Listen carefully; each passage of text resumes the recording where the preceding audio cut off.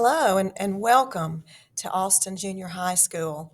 When I was asked to complete this project, I was super excited because, on the one hand, I love talking about my school, and on the other hand, there were so many things that I wanted to put into this presentation for you all today that I had a hard time scaling it back because there's so many good things happening at our school. And I hope that as you are taking in some of this information and thinking about what it means for our community to have a school like this and to what it can mean to your family if you have students that are either attending our school or getting prepared to attend our school.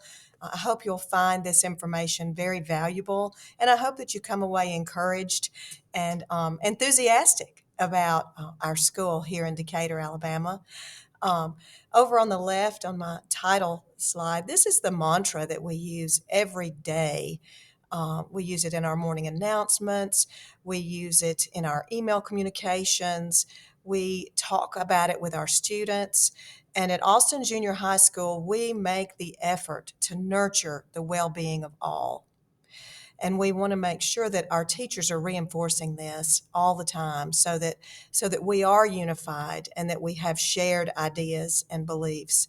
And we feel like this statement gets at the core of what we believe as Black Bears at Austin Junior High. Also, our hashtag on social media is Keep Rising.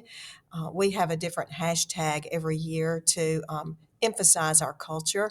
And so you're going to see Keep Rising on all of our social media outlets.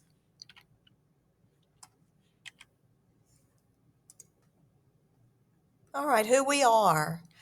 Our vision as a school was created by the principal and teacher leaders here. And our statement of vision is that students can exceed expectations when learning takes place in a positive school culture with high expectations. Our mission, of course, it's a shared mission. Not only is it ours, but the district also shares this mission. Our mission is to partner with families and the community to inspire and to prepare all of our students to be productive leaders in the future. And then our beliefs, what we believe in. We believe that we need to instill a love of learning in our students with diverse backgrounds. We need to provide a relevant, rigorous curriculum in a safe, structured environment. And we need to foster school culture that is inclusive of all of our students in our ever evolving society.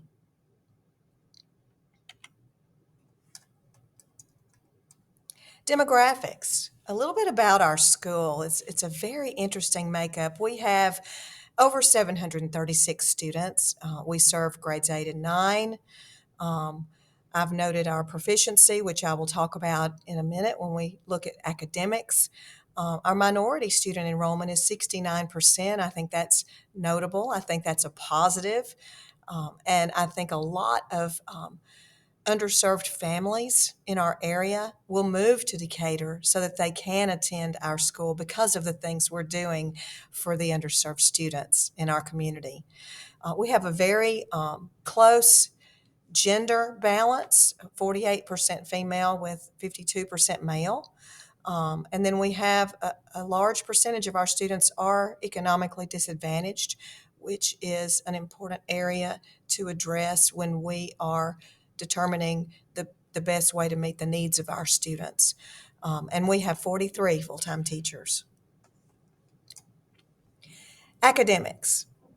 If you'll notice, I have included the results, a bar graph from our ACAP testing from last spring. And this is just for eighth graders, and this is reading and math. And if you look at the math, we scored a 49%.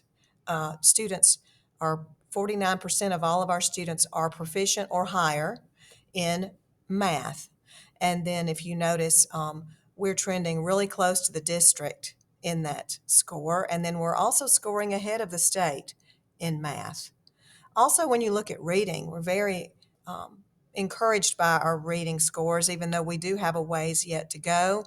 If you'll notice, our school score was 49%, and then our district scored significantly lower. and then we also are pacing ahead of the state.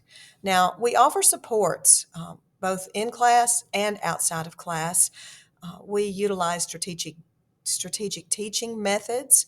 All of our teachers teach bell to bell, focusing on standards, focusing on learning tasks, making sure students understand, and using those literacy based structures in our classroom with every single lesson that we teach.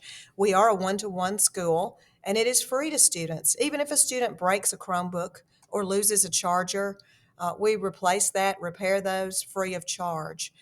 We feel like that's just a way to reach, to allow those students to feel like they are not being punished. We know that things happen, and especially during the pandemic, we're offering grace and not charging our families when things happen to the technology. We do have individualized learning for all students, and then we have resource blocks for our students with IEPs. We also offer supports outside of class. We're really fortunate to have a district paid tutoring program in all of our core classes offered every day before and after school for all students, whether they would just like to get extra help, if they just have a question about something they're working on, whatever level that they need, they can attend tutoring free of charge, and they will sit with certified teachers that are qualified in those content areas to help them with whatever they need. We also utilize Google Meet. We offer that to our students anytime they want to show us what they're working on at home. We can easily connect with them on Google Meet to address any questions that they might have and help them from outside the school environment. Also, we have peer tutors. The National Junior Honor Society has a peer tutoring initiative where once or twice a week they are in the library at different tables spread out, and students can just come in, come and go, and get the help that they need.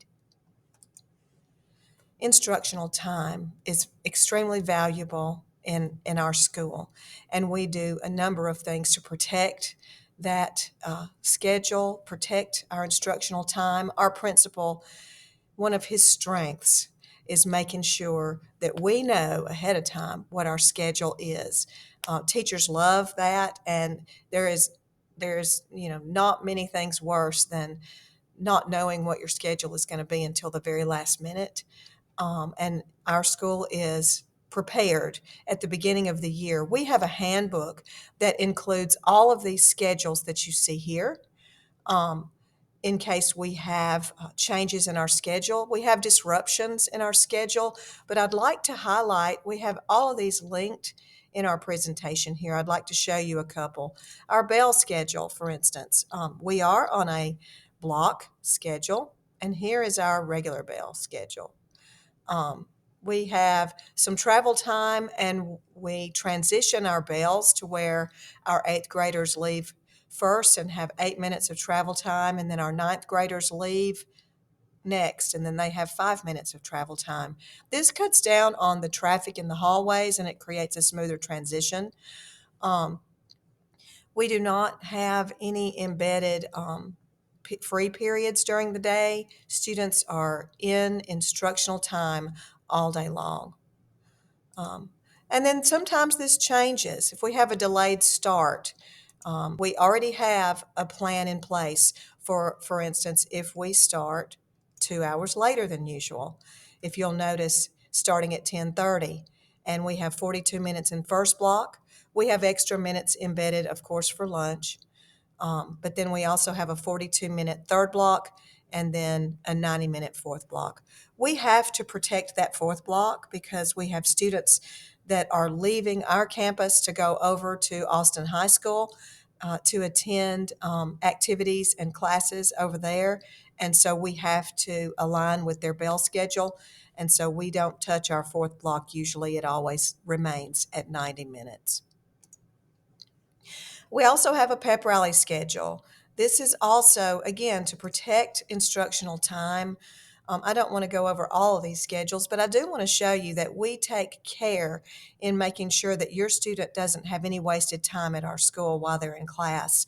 Um, First block in this case is 85 minutes long. Normally it's 96 minutes, so it's just barely cut a little bit. We have our lunch block, that's the full time. Our third block is 74 minutes, which is still a significant amount of time for your student to be in third block. And then our pep rally, we carved out a little bit of time to have a 35-minute pep rally for the students. We're going to have one of those on Monday. So just know that we take every attempt to make sure that every minute is planned for in your student's instructional day. School culture. This is something that I love to talk about, and I probably put too much on my slides because there is so much to say about our school culture because it is unique. Our school was created just 3 years ago. We're in our fourth year now. And so we got to create it from the ground up, and we got to visualize the culture that we dreamed of, and we got to implement it right out of the gate. And so we make sure that all of our students and staff understand common language, that everyone buys in to high standards of our own personal behaviors and the behaviors that we expect out of our students.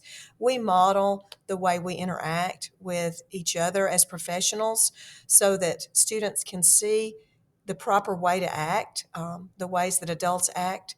We also try to minimize negativity in our classes. If comments or suggestions are entering into the classroom environment, we model ways to de-escalate those negative moments and show students the right way to act. And then we talk about what could we be doing differently to continue emphasizing positivity and empathy and a need to care about each other, caring about students, teachers caring about teachers. If it's all centered around a culture of care, we can all create that more positive culture and sustain that positive culture.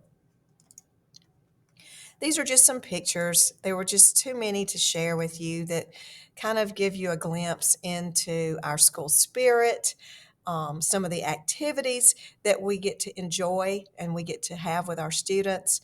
The bottom one is the flag football that we do with our eighth grade girls against the ninth grade girls. We love to do this in the fall.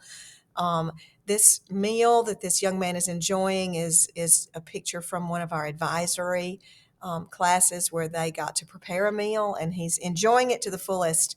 This is our instructional coach, Mrs. Hastings, and all of our administrators and most of our teachers go above and beyond when we have a dress up day, and this was a spirit day. And this is Miss Hastings. We love her. More about school culture. Our students get a lot of positive messages. We try to not literally teach the positive mindset, but we reinforce the elements of positive mindset, social emotional learning in our activities when we're teaching students. We value them. We take their work seriously. We post it around the school. We, are all the time praising them. We want them to know we value their sports events, we value their extracurriculars. We emphasize that discipline is a caring approach and that a lot of times we address what's going on with the student rather than punishing the student. And a lot of times if we find out what's going on, we can meet their needs rather than removing them from the classroom. More about school culture, and I apologize if I have too much information, but there's just way too much good happening. This is a picture from one of our family and consumer science classes where they were cooking. Um, we want our students to feel like we are a friendly place to be. We want them to feel like students are friendly to them. We're constantly talking about ways that we can reach out, and we can be the change that we want to see on our campuses. If students say that they've had a negative um, incident or a negative interaction, we talk about, what can you do to to be nice to somebody else, pass on that positivity. We reinforce that with curriculum and service. A lot of times, students can build relationships when they learn to participate in service activities together, collaborating. We do project-based learning that helps the community with our robotics classes, with our family and consumer science classes. Our student ambassadors are a service-oriented organization, our school hosts and hostesses. Our National Junior Honor Society, of course, is very attuned to community needs. They initiate and plan their own service projects, and they work very well together at reinforcing school culture and what we believe in, helping each other, caring about each other. We also, I would like to say, students are also present at our faculty meetings sometimes to report on issues that they see that are going on. And sometimes we like to have a panel of students that we can ask them questions so that they can feel like they have a voice at school and they're voicing their opinions and that their opinions matter. These are just some pictures I wanted to share that emphasize leadership opportunities that we provide at Austin Junior High School. We emphasize that leadership mentality. We recognize that all students have that leadership capability inside them, and so we try to bring that out. This one is from the healthcare, the career academies that we have on our campus, and he's doing a presentation on the Certified Registered Nurse anesthesiology program, when he was doing some career prep. Also, in the middle is our ROTC program. We are very fortunate to have a JROTC very active on our campus, and this is one of our students that were highly accoladed in leading an awards ceremony. And then also, we have activities and awards ceremonies where we invite the parents in so that they can be a part of the celebration when our students are excelling in different areas. Student engagement. Again, this is something that is very important at our school, that we believe that um, we we work as a team to offer a diverse balance of courses as well as extracurriculars. And if you'll notice over here along the side, for a junior high school, we have lots to offer. I've been a part of other districts and other junior highs, and they were not near as blessed as Decatur City Schools, having such a diverse offering of choices, both as elective courses and as extracurricular courses. More pictures of student engagement. Our teachers make sure that all of our lessons are hands-on, that students are working together, that students understand what they're doing. We are up and monitoring. We allow a lot of student discourse. A lot of our students work in small groups, partners, to discover learning on their own. These are some pictures of just some of these engagement moments of where students are highly engaged in their learning.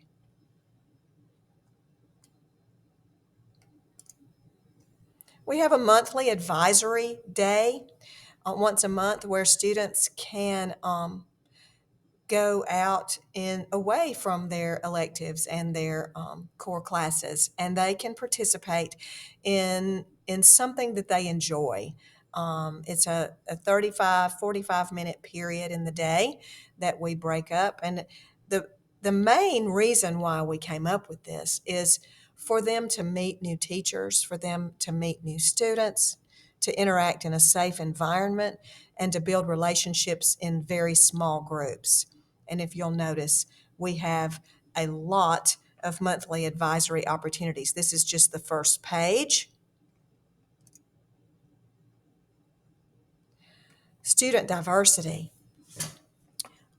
We believe in our school system that diversity enriches our school system through the recognition of contributions of ideas, values, cultures.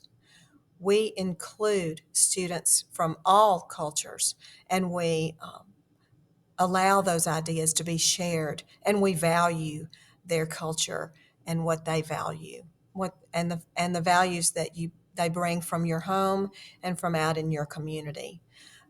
If you notice, our diversity is broken down here on the chart, and I wanted to also include a picture of Coach Turnage with his soccer team that did really, really well last year, and they are getting ready to start their new season. But if you'll notice, we have a very diverse um, student body, and we feel like we're probably the most fortunate school in the state to be one of the most diverse schools in the state. I think schools should feel lucky if they have a lot of diversity because it just adds to the richness of what you can offer to children, exposing them to different ideas, different ways of doing things, different language, different even home language, slang.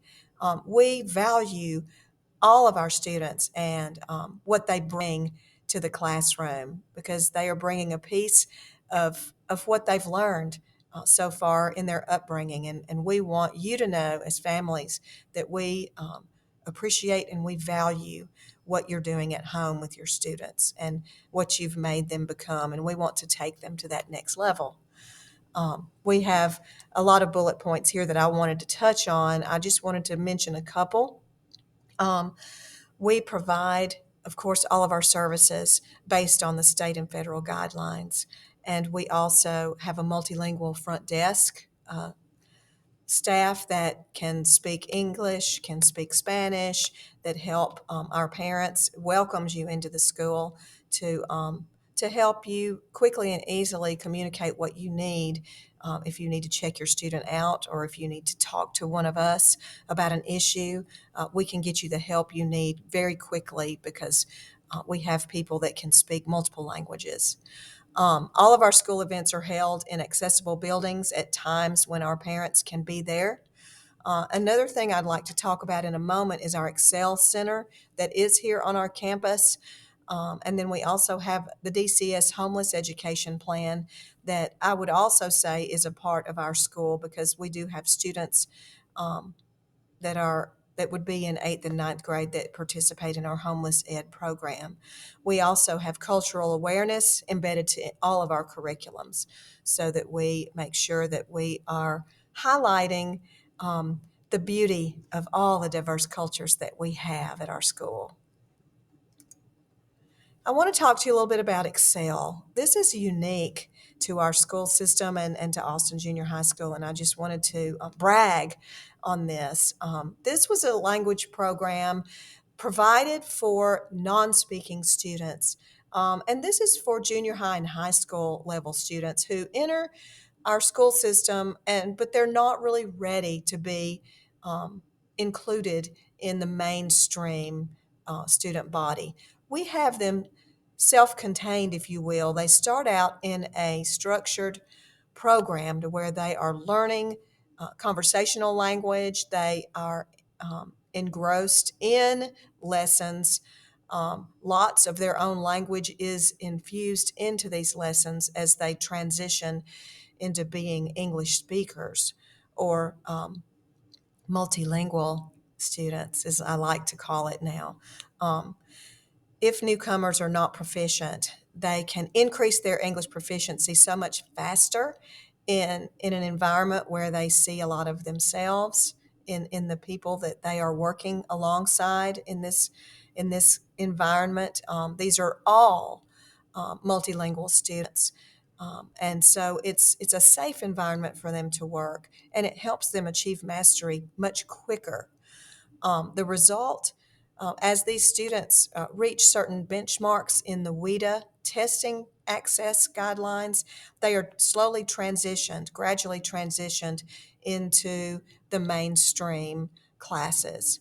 And it works fantastic. And we've recently awarded the CLAS Little Red Schoolhouse Award which is given to schools that have significant curriculum and instructional innovation. And so the Excel Center, under the guidance of Principal Risa Chittum, has has really taken our learning to the next level, helping these students be prepared. This next slide has to do with our awards. We have a lot of student awards and staff awards that I would like to highlight. Let me move my face to the top of the screen. We were awarded recently at the end of our first year of being open. We achieved the Blue Ribbon School of Excellence status. Um, our principal does a lot of achievements and recognition for teachers during the year. We have our Scripps Spelling Bee where we can highlight classroom winners and come down to our Spelling Bee champion who will be competing in the county Spelling Bee next week. We have a Student of the Year. We have Students of the Month. We focus on our Character Ed program by recognizing students of character, and each month we feature a different character trait. Maybe one month it's going to be reliability. One month it's going to be friendliness. One month it's going to be service. Another month it would be school spirit. So we focus on different character traits. We also participate in the Teacher of the Year. We honor a new Teacher of the Year, where we also give recognition to teachers who are in their first through third year of teaching. They can vie for the new Teacher of the Year. We also recognize support staff of the year. We try to recognize as many as possible because when you lift people up, it makes everybody feel better.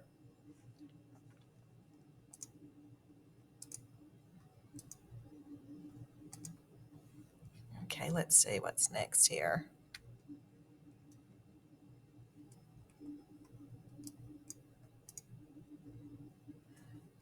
Okay. Well, I would like to end on that note. I would like to say that our school has so many things going on, and I am privileged to be a part of it, and I am so encouraged by the students and the work that they are doing during the pandemic, and that we hope that you will continue to feel like our school is the pillar of the community, that you want to brag on it just like we do, and that we hope to see your students or relatives or friends of yours have students in our programs and excelling, so that as they move on to Austin High School, they can reach the stars, whether they want to go through college, whether they want to pursue the military or any sort of specialized programming. Um, we're just really proud to be a part of the process and a part of the success in Decatur City Schools.